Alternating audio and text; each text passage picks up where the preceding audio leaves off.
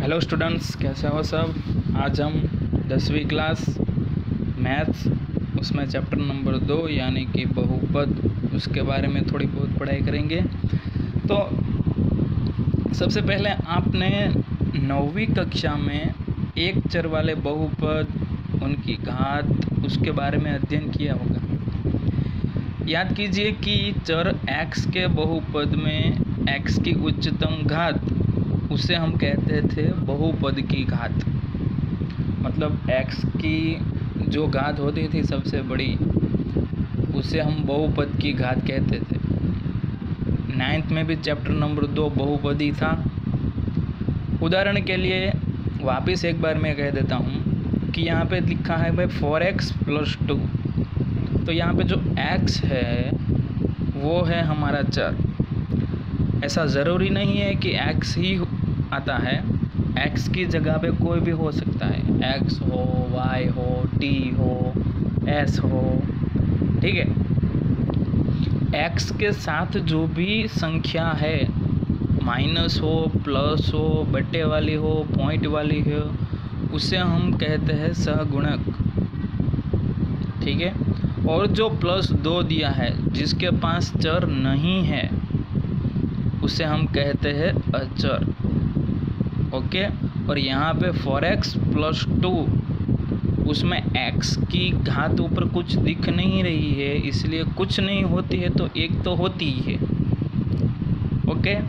फिर दूसरा एग्जाम्पल आपको दिया गया है 2y² - 3y + 4। इसमें चर कौन सा है? y। और उसमें देखो सबसे बड़ी घात कितनी है y के ऊपर? 2 है ना, तो वो बहुपद की घात। नेक्स्ट एग्जाम्पल देखो 5x की 3 घात - 4x² + x -√2। उसमें चर x है, सबसे बड़ी घात कितनी है? 3। फिर नीचे देखो उसमें सबसे बड़ी घात कितनी है? 6, ठीक है। अब आपको ये याद रखना है कि बहुपद हम किसे नहीं कह सकते। तो देखो, जहाँ चर रूट में हो, बट्टे में हो, उसे हम बहुपद कह सकते नहीं। याद रखना, रूट कौन सा? चर रूट में नहीं होना चाहिए। चर के आगे जो भी संख्या है वो होगी तो चलेगी। रूट 5x तो ये बहुपद कहलाएगी, लेकिन 5√x तो ये नहीं कहलाएगी, ठीक है। ये याद रखनी है। अब बहुपद के कुछ प्रकार के बारे में हम पढ़ाई करेंगे। तो ये याद रखना कि बहुपद के 3 प्रकार हैं। सबसे पहला रैखिक बहुपद, दूसरा द्विघात बहुपद और तीसरा त्रिघात बहुपद, ओके। तो सबसे पहले रैखिक बहुपद यानी कि लीनियर पॉलिनोमियल के बारे में हम पढ़ाई करेंगे। तो सिंपल इजी है कि जिस बहुपद में चर की घात सिर्फ 1 हो, कितनी हो? 1, तो उसे हम कहेंगे रैखिक बहुपद। उदाहरण के लिए आपको यहाँ पे दिखाया गया है कि 2x - 3 √3x + 5 y + √2 x - 2/11 3z + 4 2/3 u + 1। ये सभी में आप देख सकते हो कि इसमें x की सबसे बड़ी घात कितनी है? 1, इसलिए रैखिक बहुपद कही जाएगी। लेकिन देखो 2x + 5 - x², तो ये रैखिक बहुपद कहलाएगी नहीं। क्यों? क्योंकि इसमें सबसे बड़ी घात तो 2 है, और हमने तो ऐसा कहा था कि जिस बहुपद में सबसे बड़ी घात 1 ही हो, उसे ही हम रैखिक बहुपद कहेंगे, ठीक है। चलो नेक्स्ट, अब हम पढ़ेंगे द्विघात बहुपद किसे कहते हैं। तो जिस बहुपद में चर की सबसे बड़ी घात 2 होगी, उसे हम कहेंगे द्विघात बहुपद, ओके। आप देख सकते हो। और ये द्विघात शब्द क्वाड्रेट शब्द से बना है, जिसका अर्थ है वर्ग। हम कहते हैं ना 2 का वर्ग मतलब 2 की 2 घात, तो उसे हम कहेंगे 2 का वर्ग। आपको उदाहरण दिए हैं कुछ, 2x की 2 घात प्लस 3x माइनस 2/5। दूसरा है y² माइनस 2, फिर 2 माइनस x वर्ग plus √3x, u/3 minus 2u का वर्ग plus 5, √5v² minus 2/3v, 4z² plus 1/7। देखो ये सभी चर में घात बड़ी कौन सी है? 2। ठीक है, तो इसे हम कहेंगे द्विघात बहुपद, क्योंकि सबसे बड़ी घात 2 है इसलिए।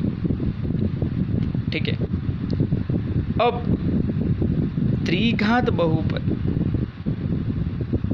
लेकिन उससे पहले हम ये जो द्विघात बहुपद है उसका अगर आपको कोई व्यापक रूप पूछे तो आपको याद रखना है ax वर्ग प्लस bx प्लस c, और यहाँ पे a b c वास्तविक संख्या है, मतलब कोई भी संख्या हो सकती है। और दूसरी कंडीशन आपको दी गई है कि a is not equal to 0, मतलब a 0 होना चाहिए नहीं। क्यों? क्योंकि अगर आपने एक ही जगह पे 0 डाल दिया तो वो तो पूरा पद 0 हो गया, तो बचेगा bx प्लस c, और bx प्लस c यानी कि चर की घात 1 तो हो जाएगी रेखिक बहुपद, तो द्विघात बहुपद तो कहलाएगी नहीं, इसीलिए a 0 होना चाहिए नहीं। ठीक है, चलो अब तीसरा है त्रिघात बहुपद। तो त्रिघात बहुपद मतलब क्या?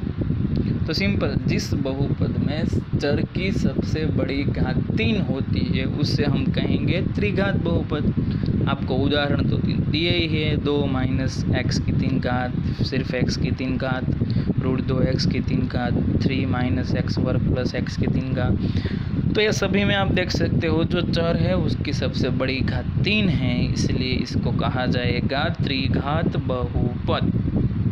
ठीक है, और अगर आपको त्रिघात बहुपद का व्यापक रूप पूछे तो ये है ax की 3 घात प्लस bx का वर्ग प्लस cx प्लस d, और जहाँ पे a b c d वास्तविक, और यहाँ पे भी a 0 होना चाहिए नहीं, क्योंकि अगर a 0 डाल दिया तो बन जाएगी त्रिघात बहुपद। ठीक है, तो ये तो हो गए प्रकार। ओके, चलो अब हम थोड़ा डीप में पढ़ेंगे कि बहुपद के शून्यों का ज्यामितीय अर्थ। सबसे पहले कि बहुपद के शून्य मतलब क्या है?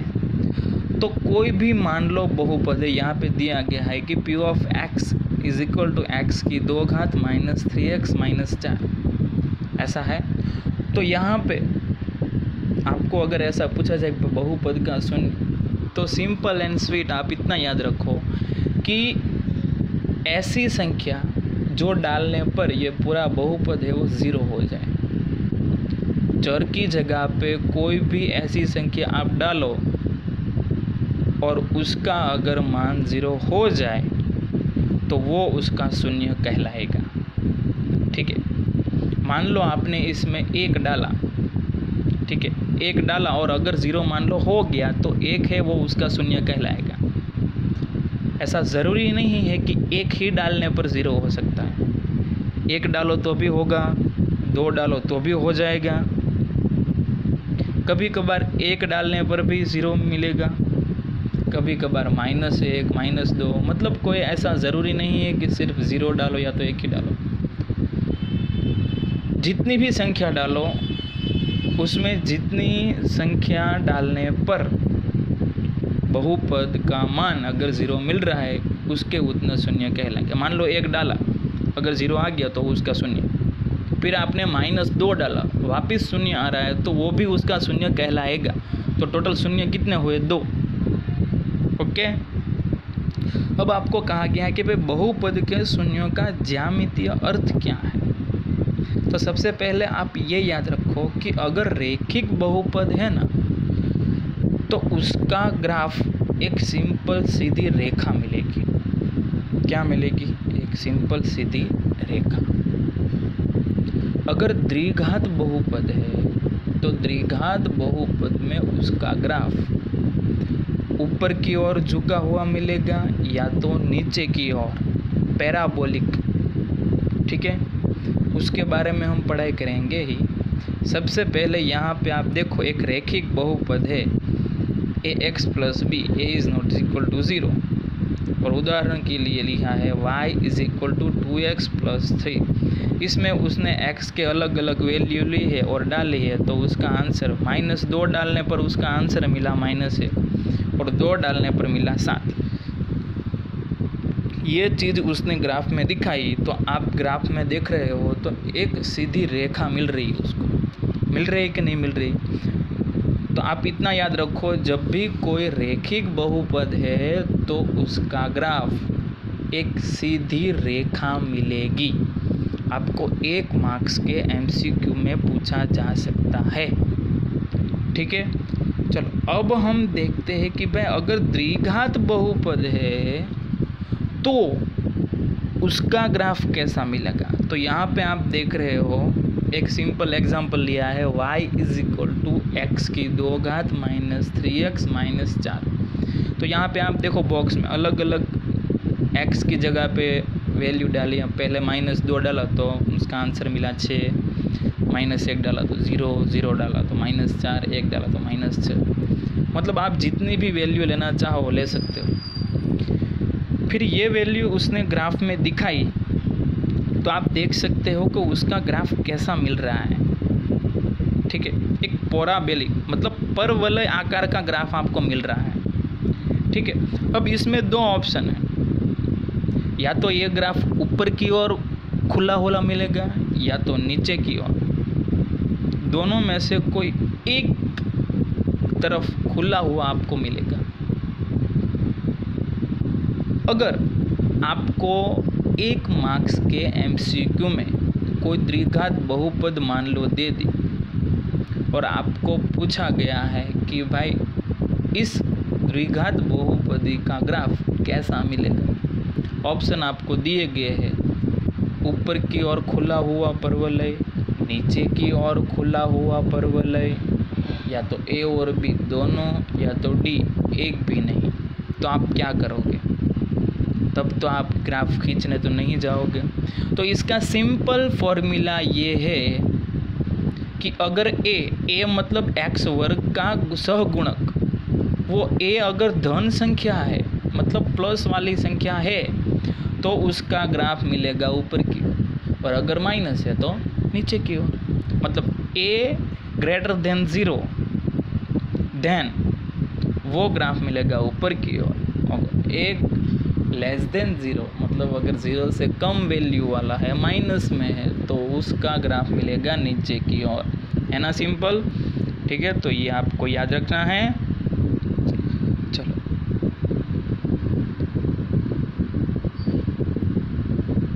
अब आप यहाँ पे देख रहे हो कि कुछ आकृतियाँ बताई गई है। तो आपको दिखा रहा है पहला ग्राफ कि भाई नीचे की ओर झुका हुआ है, और मान लो आपको सिंपल एक फिगर ही दी गई है और आपको पूछा गया है कि भाई इसमें कितने शून्य है। कोई द्विघात बहुपदी दी है, उसका ग्राफ है और आपको पूछा है कि भाई कितने शून्य मिल रहे हैं। तो आपको क्या करना है, सिर्फ इतना देखना है कि भाई ये जो ग्राफ है, ये जो आकृति बनी है नीचे की ओर झुकी हुई है, वो सिर्फ x अक्ष को कितने बिंदुओं में काटती है, सिर्फ x अक्ष को, y अक्ष को नहीं। तो आप पहली फिगर में देखो, वो x अक्ष को 2 बिंदु में काट रही है, 2 बिंदु में काट रही है। तो इसका मतलब ये हुआ कि वो बहुपद के 2 शून्य है। ठीक है, दूसरी देखो, उसमें भी 2 शून्य ही है, क्योंकि x अक्ष को सिर्फ 2 बिंदुओं में ही काटती है। ठीक है, अब नीचे देखो, तो इसमें देखो सिर्फ एक ही बिंदु है कि नहीं, क्योंकि एक्स अक्ष को सिर्फ एक ही बिंदु में काट रही है। हमें सिर्फ एक्स अक्ष का देखना है, ये आपको याद रखना है। बाजू में भी एक ही है। अब यहाँ पे आओ, कोई बता सकता है इसमें कितने शून्य मिलेंगे? इसमें कोई शून्य मिलेंगे नहीं, क्योंकि आप गौर से देखो, ये जो ग्राफ है वो ग्राफ एक्स अक्ष को कहीं पे भी प्रतिच्छेद या तो काटता नहीं। हमें एक्स अक्ष को देखना है, ना कि वाई अक्ष को। ठीक है, तो ये दोनों में आप देख सकते हो, ऊपर की ओर हो या नीचे की ओर हो। अगर ये ग्राफ एक्स अक्ष को ही काटता तो शून्य मिलेंगे, लेकिन यहाँ पे वो वाई अक्ष को काट रहा है, एक्स अक्ष को नहीं काट रहा है। तो इस स्थिति में द्विघात बहुपदी के कोई शून्य मिलेंगे नहीं। ठीक है, चलो, तो ये बात हो गई द्विघात बहुपद। ठीक है, अब त्रिघात बहुपद में, तो त्रिघात बहुपद में आपको n जैसा कोई ग्राफ मिलेगा। ऐसा ज़रूरी नहीं कि ऐसा n ही मिलेगा, ऐसा भी मिल सकते हैं, देखो। ठीक है, और एक चीज़ आपको याद रखनी है, अगर रैखिक बहुपद है तो उसके ज़्यादा से ज़्यादा शून्य मिलेंगे एक, और नहीं भी हो सकते। त्रिघात बहुपद है तो उसके सबसे अधिक शून्य मिलेंगे दो, एक भी मिल सकता है और ज़ीरो भी मिल सकता है त्रिघात के लिए। त्रिघात बहुपद के लिए सबसे ज़्यादा से ज़्यादा आपको शून्य मिलेंगे तीन भी मिल सकते हैं, दो भी मिल सकते हैं, एक भी मिल सकता है और नहीं भी मिल सकता। तो ये चीज़ आपको याद रखनी है। ठीक है, चलो अब हम उदाहरण नंबर 1 देखते हैं। तो यहाँ पे देखो, आपको फिगर दी गई है और आपको पूछा गया है कि भाई इसमें शून्यों की संख्या ज्ञात कीजिए। अभी हमने देखा ना कि सिंपल फिगर हो तो हमें क्या देखना है कि भाई एक्स अक्ष को वो कितने बिंदुओं में प्रतिच्छेद कर रही है। तो आप देख सकते हो यहाँ पे पहली फिगर देखो, आप कोई बता सकता है? तो देखो, वो फिगर एक्स अक्ष को सिर्फ एक ही बिंदु में प्रतिच्छेद कर रहा है। इसके शून्यों की संख्या कितनी होगी? एक। दूसरा देखो, दूसरे में वो एक्स अक्ष को दो बिंदुओं में प्रतिच्छेद कर रही है, इसलिए उसमें शून्यों की संख्या होगी 2। तीसरे ग्राफ में आप देख सकते हो कि वो एक्स अक्ष को 3 बिंदुओं में प्रतिच्छेद कर रही है, इसलिए उसके शून्यों की संख्या होगी 3। नीचे आप देखो, इसमें देखो एक सीधी लाइन है, तो उसमें शून्यों की संख्या होगी 2 होगी कि 1 होगी ना? हाँ, फिर इसमें भी एक ही शून्य होगा। लास्ट वाला देखो, तो इसमें कितने शून्य हो गए एक्स अक्ष को? 1, 2, 3 और 4। मतलब यहाँ पे ये जो आकृति खींची गई है वो एक्स अक्ष को 4 बिंदुओं में प्रतिच्छेद कर रही है, इसलिए इसके शून्य कुल कितने मिलेंगे? 4। समझ में आ रहा है आपको? ओके, चलो आगे। तो अब हम प्रश्नावली 2.1 स्टार्ट करने वाले हैं। ठीक है, और ये आप खुद भी कर सकते हो। अभी हमने उदाहरण 1 जैसा देखा ना, ठीक वैसा ही ये है। इसमें भी आपको क्या करना है? आपको कुछ नहीं करना है, फिगर देखना है जैसा अभी हमने पढ़ा। फिगर देखना है, एक्स अक्ष को कितने पॉइंट में या तो बिंदु में प्रतिच्छेद कर रही है वो देखना है। ठीक है, चलो, तो सबसे पहला सोचो आप, कितने शून्यों मिलेंगे? शून्यों की संख्या कितनी होगी? 0, 1, 2, 3, 4, कितनी आएगी? 0। क्यों? क्योंकि देखो, ये जो सीधी लाइन है ना, वो एक्स अक्ष को प्रतिच्छेद कर नहीं रही है। नहीं कर रही है ना? किसको प्रतिच्छेद कर रही है? वाई अक्ष को। हमें देखना क्या है? एक्स अक्ष वाला।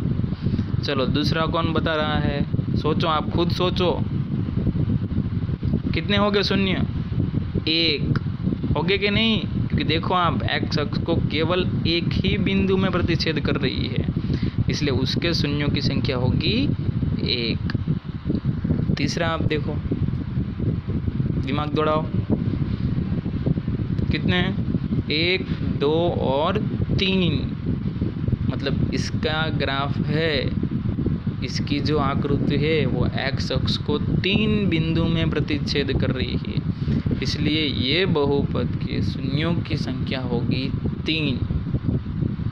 अब देखो चौथा, कितने मिलेंगे शून्य? 2, क्योंकि देखो 2 वो एक्स अक्ष को ही प्रतिच्छेद कर रही है 2 बिंदुओं में। पांचवा देखो अब, तो कितने हैं? काउंटिंग करो, 1, 2, 3, 4। देखो ये जो फिगर है वो एक्स अक्ष को 4 बिंदुओं में काटती है, इसीलिए उसके कितने शून्य मिलेंगे हमें? 4।